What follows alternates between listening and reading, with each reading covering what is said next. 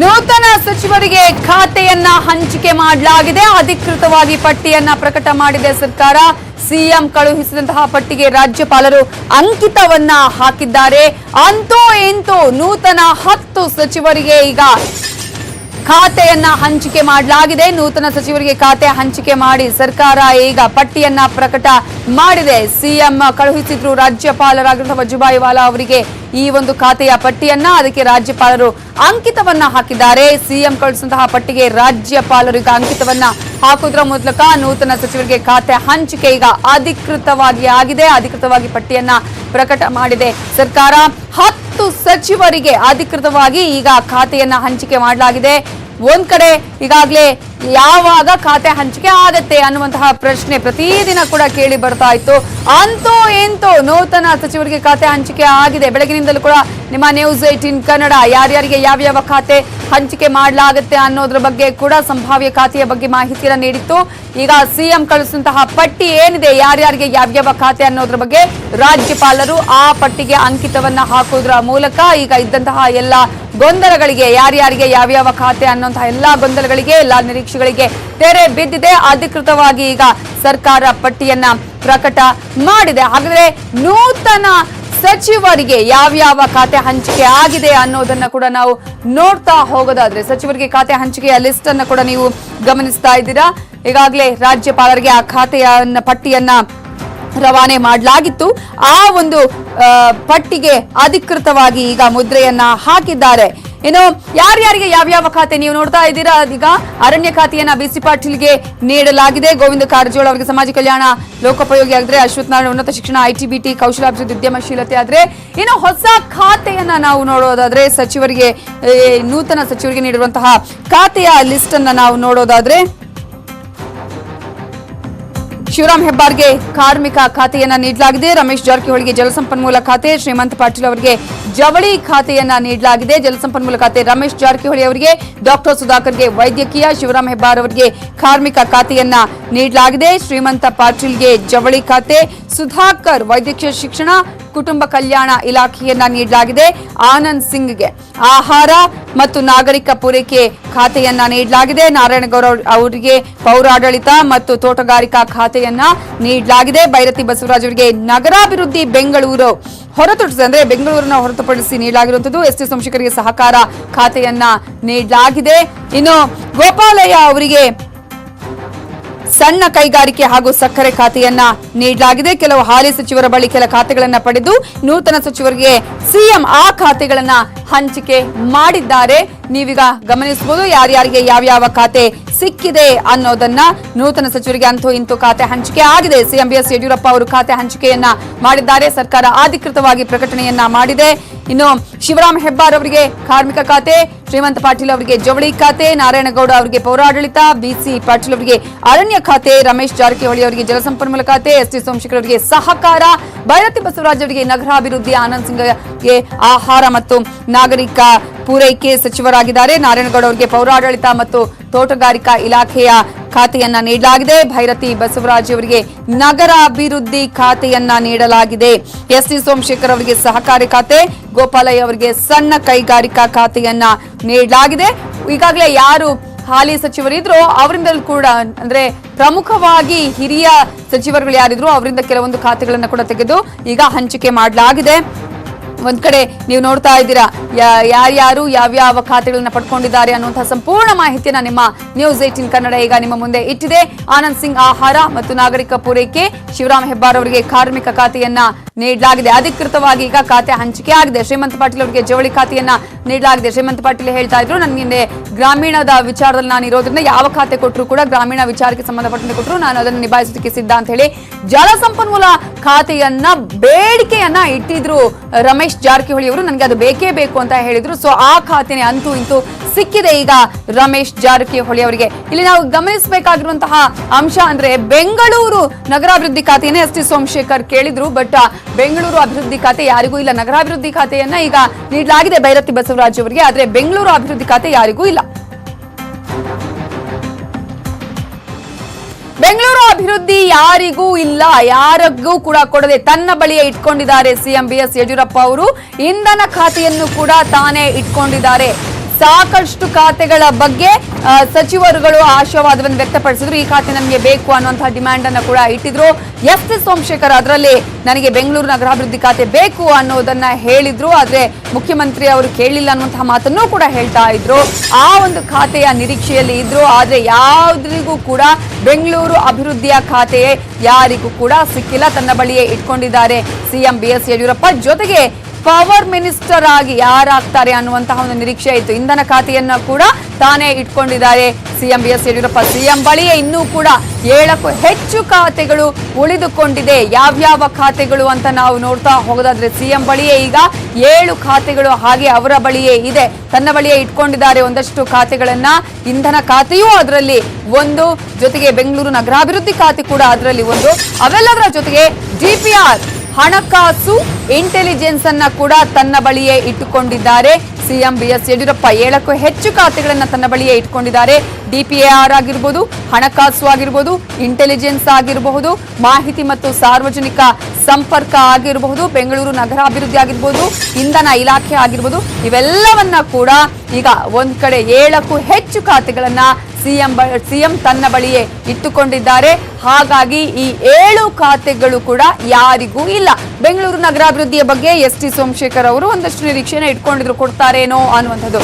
ಆ ನಿರೀಕ್ಷೆ ಕೂಡ ಈಗ ಹುಸಿಯಾಗಿದೆ, ಸುಳ್ಳಾಗಿದೆ. ಸಿಎಂ ಬಳಿಯೇ ಉಳಿದ 7ಕ್ಕೂ ಹೆಚ್ಚು ಖಾತೆಗಳು ಇದೆ. ಆ ಖಾತೆಗಳನ್ನ ಸಿಎಂ ತಮ್ಮ ಬಳಿಯೇ ಇಟ್ಕೊಂಡಿದ್ದಾರೆ. DPAR, ಹಣಕಾಸು, ಇಂಟೆಲಿಜೆನ್ಸ್, ಮಾಹಿತಿ ಮತ್ತು ಸಾರ್ವಜನಿಕ ಸಂಪರ್ಕ, ಇಂಧನ ಖಾತೆ, ಬೆಂಗಳೂರು ನಗರಾಭಿವೃದ್ಧಿ ಸೇರಿದಂತೆ 7ಕ್ಕೂ ಹೆಚ್ಚು ಖಾತೆಗಳನ್ನ ಸಿಎಂ ತನ್ನ ಬಳಿಯೇ ಉಳಿಸಿಕೊಂಡಿದ್ದಾರೆ. ಯಾಕಂದ್ರೆ ಮೂಲ ಬಿಜೆಪಿಗರು ಯಾರಿದ್ದಾರೆ ಅವರಿಗೂ ಕೂಡ ಕೊಡಬೇಕು ಅನ್ನುವಂತಹದ್ದು ಒಂದು ನಿಟ್ಟಾದ್ರೆ, ಇನ್ನೊಂದು ಕಡೆ ಇಬ್ಬರು ಶಾಸಕರಾಗಿ ಆಯ್ಕೆಯಾಗಬೇಕಾಗಿದೆ. ಮಸ್ಕಿಯಲ್ಲಿರುವಂತಹ ಪ್ರತಾಪ್ ಗೌಡ ಪಾಟೀಲ್ ಆಗಿರ್ಬೋದು, RR ನಗರದ ಮುನಿರತ್ನ ಆಗಿರ್ಬೋದು, ಅವರಿಗೂ ಕೂಡ ಖಾತೆಗಳನ್ನ ನೀಡಬೇಕಾಗಿದೆ. ಈಗ ಖಾತೆ ಹಂಚಿಕೆ ಆಗಿದೆ, ಆದ್ರೆ ಅದರ ಬೆನ್ನಲ್ಲೇ ಅಸಮಾಧಾನ ಕೂಡ ಸ್ಫೋಟಗೊಳ್ತಾ ಇದೆ. ನಾನು ಸಿಎಂ ಮಾತಾಡಿದ್ದು ಬೇರೆ ಇದೆ, ಈಗ ಸಿಕ್ಕಿರೋ ಖಾತೆ ಬೇರೆ ಇದೆ. ಖಾತೆ ಹಂಚಿಕೆ ಬಗ್ಗೆ ಸಚಿವ ಡಾಕ್ಟರ್ ಸುಧಾಕರ್ ಬೇಸರವನ್ನ ವ್ಯಕ್ತಪಡಿಸಿದ್ದಾರೆ. ವೈದ್ಯಕೀಯ ಶಿಕ್ಷಣ ಸಚಿವರಾಗಿ ಈಗ ಆಯ್ಕೆ ಆಗಿದ್ದಾರೆ, ಅವರಿಗೆ ಆ ಇಲಾಖೆಯನ್ನ ನೀಡಲಾಗಿದೆ. ಬಟ್ ನಾನು ಕೇಳಿದ್ದೆ ಬೇರೆ ಅನ್ನುವಂತಹ ಮಾತನ್ನ ಹೇಳ್ಕೊಂಡಿದ್ದಾರೆ ಡಾಕ್ಟರ್ ಸುಧಾಕರ್ ಅವರು. ಖಾತೆ ಹಂಚಿಕೆಯ ಬಗ್ಗೆ ತನ್ನ ಬೇಸರವನ್ನ ಈಗ ವ್ಯಕ್ತಪಡಿಸಿದ್ದಾರೆ. ನಾನು ಕೇಳಿದ್ದೆ ಬೇರೆ, ನಾನು ಸಿಎಂ ಮಾತನಾಡಿದ್ದೆ ಬೇರೆ, ಆದ್ರೆ ಈಗ ಸಿಕ್ಕಿರುವಂತಹ ಖಾತೆಯೇ ಬೇರೆ. ನಾನು ಮುಖ್ಯಮಂತ್ರಿಗಳ ಜೊತೆ ಮಾತಾಡ್ತೀನಿ ಅಂತ ಹೇಳಿದ್ದಾರೆ. ಇಂಧನ ಖಾತೆಯನ್ನ ಕೇಳಿದ್ರಂತೆ ಸಚಿವರಾಗಿರುವ ಡಾಕ್ಟರ್ ಸುಧಾಕರ್ ಅವರು. ವೈದ್ಯಕೀಯ ಖಾತೆಗೆ ಡಾಕ್ಟರ್ ಸುಧಾಕರ್ ಇನ್ನೂ ಕೂಡ ಒಪ್ಪಿಕೊಂಡಿಲ್ಲ. ತನ್ನ ಆಪ್ತರ ಬಳಿ ಅಸಮಾಧಾನವನ್ನ, ನೋವನ್ನ, ಬೇಸರವನ್ನ ಹೊರ ಹಾಕಿದ್ದಾರೆ ಡಾಕ್ಟರ್ ಸುಧಾಕರ್. ಒಂದ್ ಕಡೆ ಸಚಿವರೇನೋ ಆದ್ರು, ಆದ್ರೆ ಈಗ ಖಾತೆ ಹಂಚಿಕೆ ಆದ ಬೆನ್ನಲ್ಲೇ ಅಸಮಾಧಾನ ಈಗ ಸ್ಫೋಟಗೊಳ್ತಾ ಇದೆ, ಭುಗಿಲೇಳ್ತಾ ಇದೆ. ತಾವು ಅಂದುಕೊಂಡಿದ್ದಂತಹ ಖಾತೆಗಳು ನಮಗೆ ಸಿಕ್ಕಿಲ್ಲ ಅನ್ನುವಂತಹ ಅಸಹನೆ, ಅಸಮಾಧಾನ ಈಗ ನೂತನ ಸಚಿವರಲ್ಲಿ ಕಾಣಿಸಿಕೊಳ್ತಾ ಇದೆ. ಮೊದಲಿಗರಾಗಿ ಅದರಲ್ಲಿ ಕಾಣಿಸಿಕೊಂಡಿರುವಂತಹ ಹೆಸರು ಡಾಕ್ಟರ್ ಸುಧಾಕರ್ ಅವರು. ಅವರು ಕೇಳಿರುವ ಖಾತೆ ಇಂಧನ ಖಾತೆ. ಇಂಧನ ಖಾತೆ ಯಾರಿಗೂ ಕೊಟ್ಟಿಲ್ಲ, ಸಿಎಂ ತಮ್ಮ ಬಳಿಯೇ ಉಳಿಸ್ಕೊಂಡಿದ್ದಾರೆ. ಆದ್ರೆ ಅವರಿಗೆ ಸಿಕ್ಕಿರುವ ಖಾತೆ ವೈದ್ಯಕೀಯ ಖಾತೆ. ನಾನು ವೈದ್ಯಕೀಯ ಖಾತೆಯನ್ನ ಕೇಳಿಲ್ಲ, ನಾನು ಕೇಳಿರೋದು ಇಂಧನ ಖಾತೆ, ಆದ್ರೆ ಅದು ನನಗೆ ಸಿಕ್ಕಿಲ್ಲ ಅಂತ ಹೇಳಿ ತನ್ನ ಆಪ್ತರ ಬಳಿ ಅಸಮಾಧಾನವನ್ನ, ನೋವನ್ನ ಹೊರ ಹಾಕಿದ್ದಾರೆ ಡಾಕ್ಟರ್ ಸುಧಾಕರ್. ಸಾಕಷ್ಟು ನಿರೀಕ್ಷೆ ಇತ್ತು. ಅಂದ್ರೆ ವೈದ್ಯರಾಗಿರೋದ್ರೆ ವೈದ್ಯಕೀಯ ಖಾತೆ ಸಿಗಬಹುದಾ, ನಿಮ್ಗೆ ನಿರೀಕ್ಷೆ ಇದೆ ಅಂತ ಕೇಳಿದಾಗ ನನಗೆ ಆ ಖಾತೆನೇ ಬೇಕು ಅಂತ ಇಲ್ಲ ಅಂತಾನು ಕೂಡ ನ್ಯೂಸ್ 18 ಜೊತೆ ಕೂಡ ಮಾತನಾಡಿದ್ರು ಡಾಕ್ಟರ್ ಸುಧಾಕರ್. ಈಗ ಅವರಿಗೆ ಅದೇ ಖಾತೆ ಸಿಕ್ಕಿದೆ. ನಾನು ಅವ್ರು ಮಾತಾಡ್ಕೊಂಡಿದ್ದು ಬೇರೆ ಇದೆ, ತಾವು ಹೇಳ್ತಾ ಇರೋದು ಬೇರೆ ಇದೆ. ಹಾಗಾಗಿ ಮಾನ್ಯ ಮುಖ್ಯಮಂತ್ರಿಗಳ ಹತ್ರ ಮಾತಾಡ್ತೇನೆ. ಈಗ ಮಂತ್ರಿಗಳಾಗಿದ್ದೀವಿ, ತಾವು ಹೇಳುವಂಗೆ ಒಂದು ಇಲಾಖೆಯನ್ನು ವಹಿಸ್ಕೊಟ್ಟಿದ್ದಾರೆ. ಆ ಇಲಾಖೆಗೆ, ಈ ರಾಜ್ಯದ ಜನರಿಗೆ ಅದರಿಂದ ಒಳ್ಳೇದಾಗಬೇಕು, ಆ ನಿಟ್ಟಿನಲ್ಲಿ ಕೆಲಸ ಮಾಡ್ತೀನಿ. ನಾನು ನಂಬಿರ್ತಕ್ಕಂಥ ಪಕ್ಷ ನಮ್ಮ BJP ಪಕ್ಷ ನನ್ನ ನಂಬಿದೆ. ಹಾಗಾಗಿ ಯಾರಿಗೂ ಕೂಡ ಇರಿಸು ಮುರಿಸು ಮಾಡುವಂಥ ಅವಕಾಶ ಇಲ್ಲ. ಇದ್ದಂಥ ಸಚಿವ ಸ್ಥಾನದಲ್ಲಿ ಅಥವಾ ಯಾವುದೇ ಒಂದು ಇಲಾಖೆ ನನಗೆ ಕೊಟ್ಟಿದ್ದಾರೆ, ಆ ಇಲಾಖೆಯಲ್ಲೇ ಏನೆಲ್ಲ ಬದಲಾವಣೆ ಮಾಡ್ಬೋದು, ಏನೆಲ್ಲ ರಾಜ್ಯದ ಜನರಿಗೆ ಒಳ್ಳೇದರಿಂದ ಮಾಡ್ಲಿಕ್ಕೆ ಸಾಧ್ಯ ಇದೆ, ಅದನ್ನು ಪರಿಣಾಮಕಾರಿಯಾಗಿ ಮಾಡಬೇಕಾಗುತ್ತೆ. ಡಾಕ್ಟರ್ ಸುಧಾಕರ್ ಅವರು ತನ್ನ ನೋವನ್ನ ಹಂಚಿಕೊಂಡಿದ್ದಾರೆ, ಮಾಧ್ಯಮಗಳ ಜೊತೆ ಕೂಡ ಹೇಳ್ಕೊಂಡಿದ್ದಾರೆ, ಆಪ್ತರ ಜೊತೆ ಅಸಮಾಧಾನವನ್ನ ಹೊರ ಹಾಕಿದ್ದಾರೆ. ನಾನು ಕೇಳಿರುವ ಖಾತೆ ಬೇರೆ, ಸಿಕ್ಕಿರುವ ಖಾತೆ ಬೇರೆ ಅನ್ನೋದನ್ನ ಹೇಳಿದ್ದಾರೆ. ಸಚಿವ ಸ್ಥಾನದ ಬಗ್ಗೆ ಈಗ ಉಮೇಶ್ ಕತ್ತಿ ಅವರು ಹೊಸ ವರಸೆಯನ್ನ ತೆಗೆದಿದ್ದಾರೆ. ಈಗಾಗಲೇ ನಾನು 13 ವರ್ಷ ಮಂತ್ರಿ ಆಗಿದ್ದೀನಿ, ಹೊಸಬರಿಗೆ ಸಚಿವ ಸ್ಥಾನವನ್ನ ಕೊಟ್ಟಿದ್ದಾರೆ, ಏನ್ ತಪ್ಪು ಅನ್ನುವ ಪ್ರಶ್ನೆಯನ್ನ ಮಾಡಿದ್ದಾರೆ ಉಮೇಶ್ ಕತ್ತಿ. ಇಷ್ಟು ದಿನಗಳ ಕಾಲ ಬೇಸರವನ್ನ ಮಾಡಿದ್ರು. ಸಾಕಷ್ಟು ದಿನಗಳಿಂದಲೂ ಕೂಡ BS ಯಡಿಯೂರಪ್ಪ ಅವರ ಧವಳಗಿರಿ ನಿವಾಸಕ್ಕೆ ಹೋದ್ರು. ನನಗೆ ಸಚಿವ ಸ್ಥಾನ ಬೇಕೇ ಬೇಕು, ಮಂತ್ರಿಯನ್ನಾಗಿ ನನ್ನನ್ನ ಮಾಡಲೇಬೇಕು. ಜೊತೆಗೆ ಯಾವಾಗ ಅವರ ಹೆಸರು ಇರ್ಲಿಲ್ವೋ ಲಿಸ್ಟ್ ಅಲ್ಲಿ ಅವತ್ತಿನ ದಿನ ಅವರು ನಾಪತ್ತೆ ಆಗಿದ್ರು. ಅನಂತರಕ್ಕೆ ಸ್ಪಷ್ಟೀಕರಣ ಕೊಡುವ ಪ್ರಯತ್ನ ಮಾಡಿದ್ರು. ಇಷ್ಟೆಲ್ಲ ಆದ್ಮೇಲೆ ಈಗ ಹೊಸ ವರ್ಷ ತೆಗೆದಿದ್ದಾರೆ ಉಮೇಶ್ ಕತ್ತಿ. ನನ್ನನ್ನ ಯಾಕೆ ಈಗ ಸಚಿವ ಸ್ಥಾನ ಮಾಡಬೇಕು, ಹೊಸಬರಿಗೆ ಕೊಟ್ಟಿದ್ದಾರೆ, ಆಗ್ಲಿ ಬಿಡಿ, ನಾನು 13 ವರ್ಷಗಳ ಕಾಲ ಮಂತ್ರಿ ಆಗಿಲ್ವಾ ಅನ್ನುವಂತಹ ಪ್ರಶ್ನೆಯನ್ನ ಕೇಳಿದ್ದಾರೆ.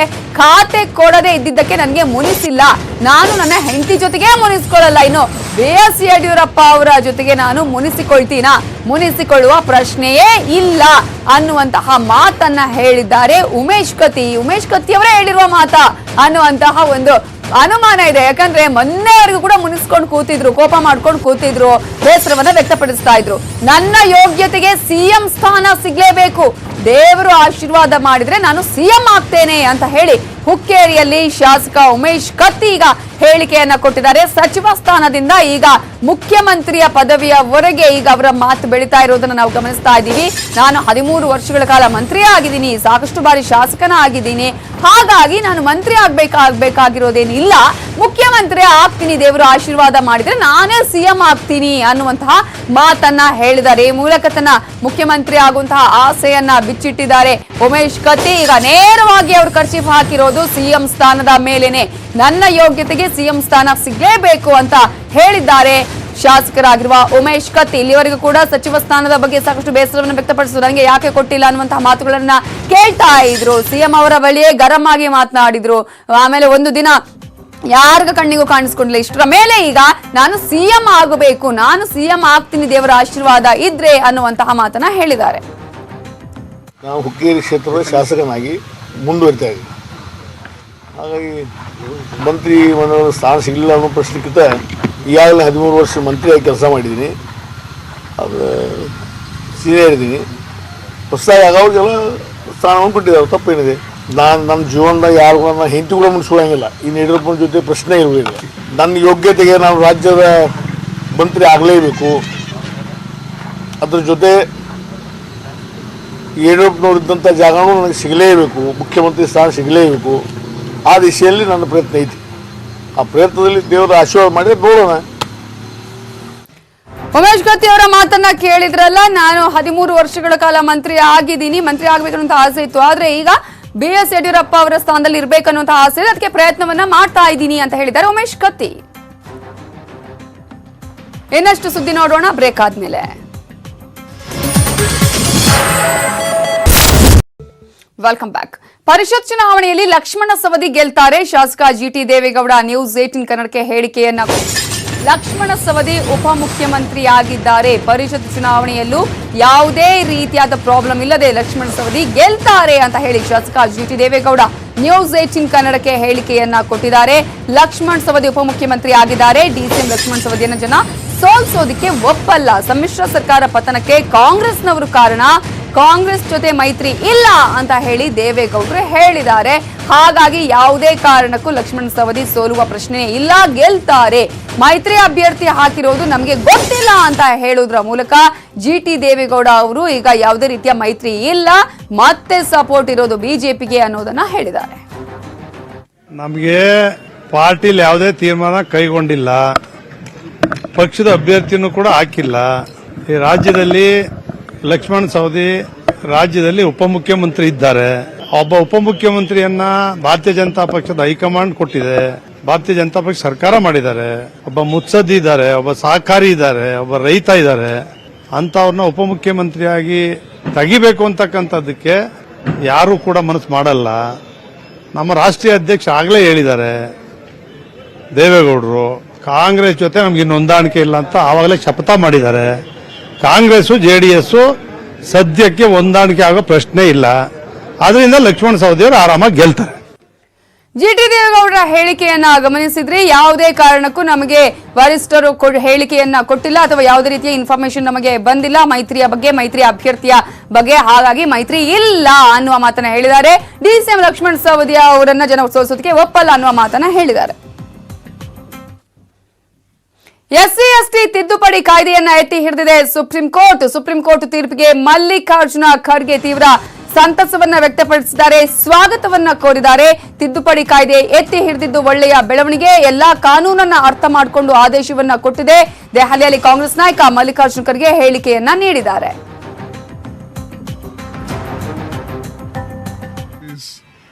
ಪ್ರಿವೆನ್ಷನ್ ಆಫ್ ಅಟ್ರಾಸಿಟೀಸ್ ಆಕ್ಟ್ ಏನಿದೆ ಆ ಅಮೆಂಡ್ಮೆಂಟ್ ಅನ್ನು ಅಪೇಲ್ಡ್ ಮಾಡಿದ್ದಾರೆ. ಆದರೆ ದುರ್ದೈವ ಸಂಗತಿ ಏನಂದ್ರೆ ಮೊನ್ನೆ ಬಂದಂತ ಜಡ್ಜ್ಮೆಂಟು ಅದು ಸಂವಿಧಾನದ ಸ್ಪಿರಿಟ್ ವಿರುದ್ಧ, ಅದನ್ನ ಸರಿಯಾಗಿ ಅರ್ಥ ಮಾಡಿಕೊಳ್ಳದೆ ಜನರಲ್ಲಿ ಒಂದು ಕನ್ಫ್ಯೂಷನ್ ಕ್ರಿಯೇಟ್ ಮಾಡತಕ್ಕಂಥದ್ದು ಮಾಡಿದ್ದಾರೆ. ಸೊ ಇದನ್ನ ಏನೀಗ ಹೊಸದು ಅಪೇಲ್ಡ್ ಇವತ್ತು ಮಾಡಿದ್ದಾರೆ, ಇದು ಒಳ್ಳೆಯದು. ಯಾಕಂದ್ರೆ ಇಂಥ ಕಾನೂನಿನ ಸ್ಪಿರಿಟನ್ನು ತಿಳ್ಕೊಂಡು ಅದರ ಉದ್ದೇಶಗಳನ್ನು ತಿಳ್ಕೊಂಡು ಇಂಟೆನ್ಷನ್ ಏನಿದೆ ಸರ್ಕಾರದ್ದು ಅದು ತಿಳ್ಕೊಂಡು ಮಾಡಿದರೆ ಇದು ಒಳ್ಳೆಯದು.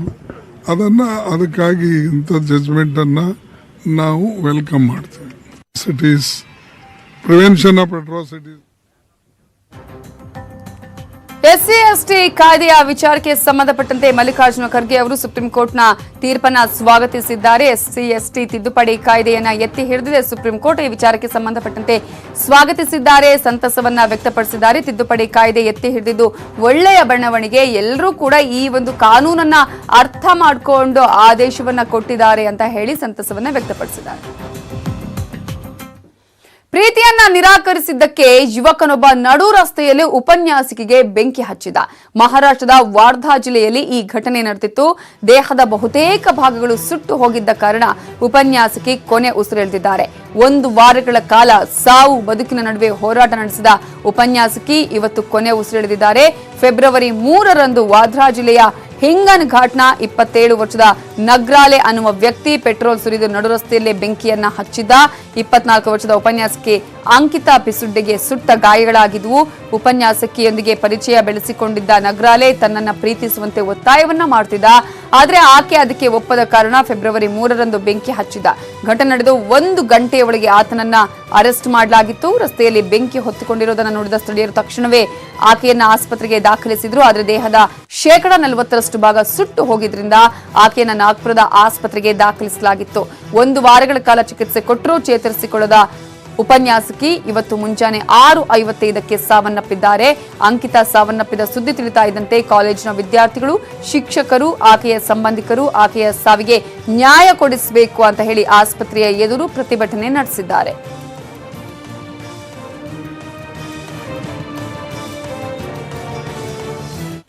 ಇನ್ನಷ್ಟು ಸುದ್ದಿ ನೋಡೋಣ ಚಿಕ್ಕ ಬ್ರೇಕ್ ಆದ್ಮೇಲೆ. ನಿರಾಸೆಯಾಗಿದ್ದು ಜಲಸಂಪನ್ಮೂಲ ಬದಲಾಗಿ ಕೃಷಿ ಖಾತೆಯನ್ನ ಹಂಚಿಕೆ ಮಾಡಲಾಗಿದೆ. ಗೃಹ ಖಾತೆಯ ಜೊತೆಗೆ ಕೃಷಿ ಖಾತೆಯನ್ನ ಹಂಚಿಕೆ ಮಾಡಲಾಗಿದ್ದು ಹೆಚ್ಚುವರಿಯಾಗಿ ಕೃಷಿ ಖಾತೆಯನ್ನ ಹಂಚಿಕೆ ಮಾಡಿದ್ದಾರೆ ಸಿಎಂ ಬಿಎಸ್ ಯಡಿಯೂರಪ್ಪ. ನನಗೆ ಗೃಹ ಖಾತೆ ಬೇಡ ಅಂತ ಹೇಳಿ ಕೇಳ್ಕೊಂಡಿದ್ರು ಬಸವರಾಜ ಬೊಮ್ಮಾಯಿ ಅವರು. ಆದ್ರೆ ಈಗ ಗೃಹ ಖಾತೆಯ ಜೊತೆಗೆ ಕೃಷಿ ಖಾತೆಯನ್ನ ಹಂಚಿಕೆ ಮಾಡಿದ್ದಾರೆ ಸಿಎಂ ಬಿಎಸ್ ಯಡಿಯೂರಪ್ಪ. ಅವರಿಗೆ ಜಲಸಂಪನ್ಮೂಲ ಖಾತೆಯ ಬಗ್ಗೆ ನಿರೀಕ್ಷೆ ಇತ್ತು, ಜಲಸಂಪನ್ಮೂಲ ಖಾತೆಯನ್ನ ಕೇಳಿದ್ರು. ಆದರೆ ಬಸವರಾಜ ಬೊಮ್ಮಾಯಿ ಅವರಿಗೆ ನಿರಾಸೆಯಾಗಿದೆ. ಅದರ ಬದಲಾಗಿ ಕೃಷಿ ಖಾತೆಯನ್ನ ಹಂಚಿಕೆ ಮಾಡಲಾಗಿದೆ. ಗೃಹ ಖಾತೆಯ ಜೊತೆಗೆ ಕೃಷಿ ಖಾತೆಯನ್ನು ಕೂಡ ಹಂಚಿದ್ದಾರೆ ಸಿಎಂ ಬಿಎಸ್ ಯಡಿಯೂರಪ್ಪ.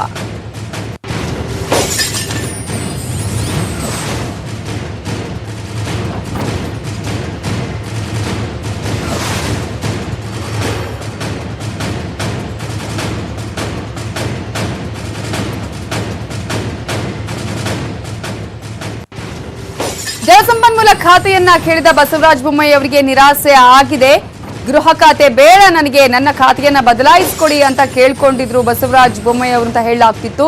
ಆದ್ರೆ ಈಗ ಗೃಹ ಖಾತೆಯನ್ನು ಇಟ್ಕೊಂಡು ಕೃಷಿ ಖಾತೆಯನ್ನ ಹಂಚಿಕೆ ಮಾಡಲಾಗಿದೆ.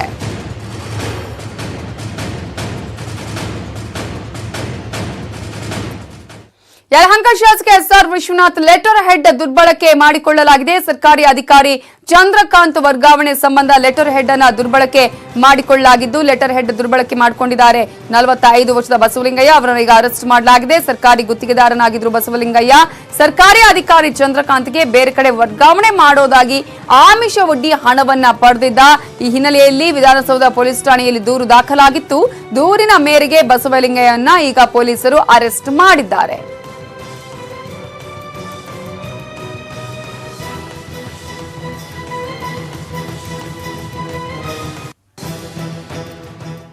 ದೊಡ್ಡಗೌಡ್ರ ಮನೆಯ